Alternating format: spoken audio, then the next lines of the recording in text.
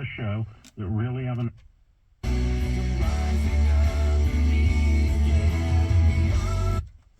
It seems so small, and God has so many other things that He's working on, and you feel like, why bother?